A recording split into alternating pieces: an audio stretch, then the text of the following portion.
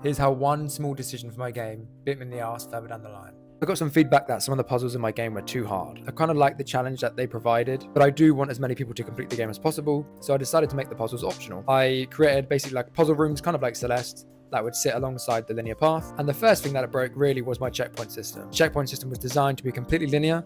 Players would reach a checkpoint trigger, and once they hit it, that then becomes their new spawn point. What I basically did was just add a checkpoint right inside these rooms, so that if a player goes to this room, they hit the checkpoint. If they go in this room and die, they then respawn at that checkpoint. However, if a player went into the room, decided they didn't want to do it straight away, continued on with some of the rest of the level, and then backtracked back to the puzzle room, there'd then be this scenario where they'd already hit the puzzle room checkpoint and then gone to a future checkpoint.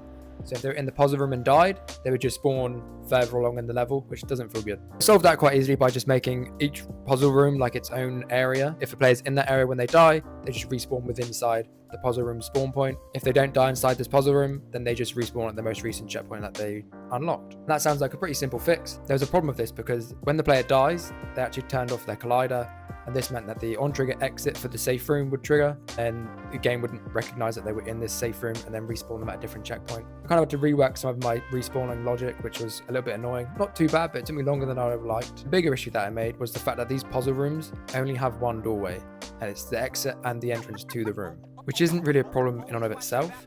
But the problem that arose was my collectibles in the game, which is the little mushroom. That is the whole reason you complete this puzzle room, is to collect that extra mushroom. It's just like Celeste collecting strawberries. In my game, you collect it just by hitting it, which meant that players could complete half the room, collect the mushroom, and then kill themselves, and then respawn back at the checkpoint, because the entrance is also the exit. Which meant I had to change my collection system too, and I had to basically make it closer to Celeste, where the player's in an unsafe space, or if they're not grounded, then the mushroom will not be completely collected. So the player now has to jump into the mushroom, and then it follows them until they reach a safe point on the ground, and then it gets added to their inventory. And that may seem quite small, but now I've basically had to set up safe zones, I had to rewrite a bunch of existing logic, all just to accompany these little puzzle rooms, which has probably added like an extra day or two of development. When you're trying to beat a really tough deadline, can be really frustrating. But at the end of the day, the play experience and solving those design problems is really important.